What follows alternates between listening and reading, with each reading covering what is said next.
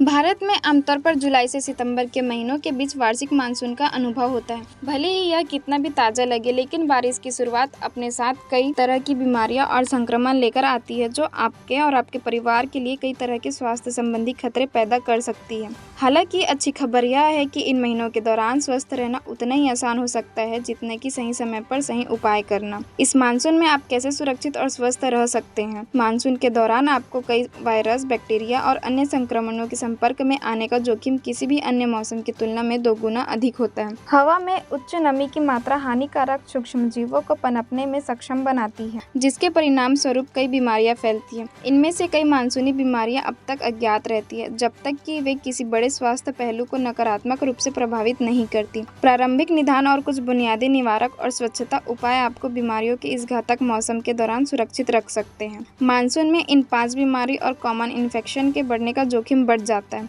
और उनसे बचाव के उपाय क्या हैं, आइए जानते हैं। सबसे अधिक मच्छर जनित रोग मलेरिया के होने का रिस्क बारिश के मौसम में बढ़ जाता है। मच्छर के काटने पर इंसान के खून में पैरासाइट प्लाज्मोडियम पहुंच जाता है। मलेरिया के 2 कॉमन रूप हैं, वीवैक्स और फाल्सीपेरम। कई बार मलेरिया संक्रमण इतना गंभीर हो जाता है कि इससे पीड़ित व्यक्ति की मौत तक हो जाती है। मलेरिया से पीड़ित कुछ लोगों को मलेरिया के हमलों का चक्र अनुभव होता है। हमला आमतौर पर कपकपी और ठंड से शुरू होता है, उसके बाद तेज बुखार, फिर पसीना आना और सामान्य तापमान पर वापस आना।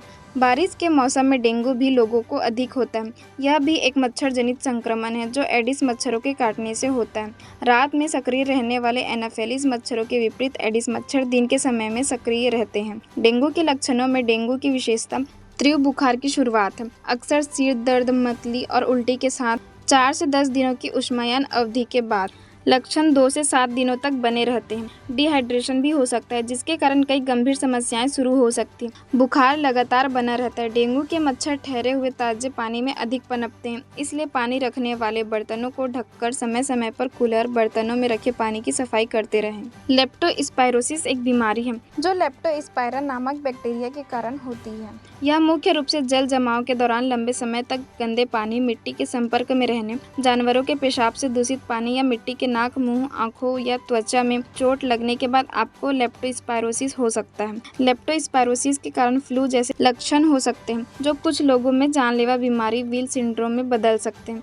इस संक्रमण में तेज सिरदर्द, उल्टी, रक्त स्राव की प्रवृत्ति, पेशाब में कमी और ज़्यादा गंभीर मामलों में पीलिया हो जाता है। बारिश के मौसम में वातावरण में उमस काफ़ी बढ़ जाती है। वायरस जनित फ्लू और श्वसन संबंधित अन्य संक्रमण होने की संभावना बनी रहती है। अत्यधिक संक्रामक वायरस जो श्वसन संबंधी बीमारी का कारण बनते हैं, आमतौर पर समुदायों में बहुत अधिक मात्रा में फैलते हैं। चूँकि इनमें से कई वायरस गंभीर संक्रमण, अस्पताल में भर्ती होने और यहाँ तक कि मृत्यु का कारण बन सकते हैं, इसलिए अपने आप को ऐसी रणनीतियों से लैस करना महत्वपूर्ण है जो बीमारी को रोकने और आपको और आपके प्रियजनों को सुरक्षित रखने में मदद रख सकती है। बारिश के मौसम में अधिकतर लोगों में पेट और आंतों में इन्फेक्शन हो जाता है। कई बार बाहर का अनहाइजीनिक फूड खाने से भी इन्फेक्शन हो जाता है। आंत्र संक्रमण के कुछ सामान्य लक्षण इस प्रकार हैं: दस्त, जीभ में चलना, उल्टी करना, पेट में ऐंठन वाला दर्द, बुखार, सिर दर्द। आंत के संक्रमण को कभी कभी गैस्ट्रोइंटेस्टाइनल संक्रमण या गैस्ट्रोएंटेराइटिस कहा जाता है।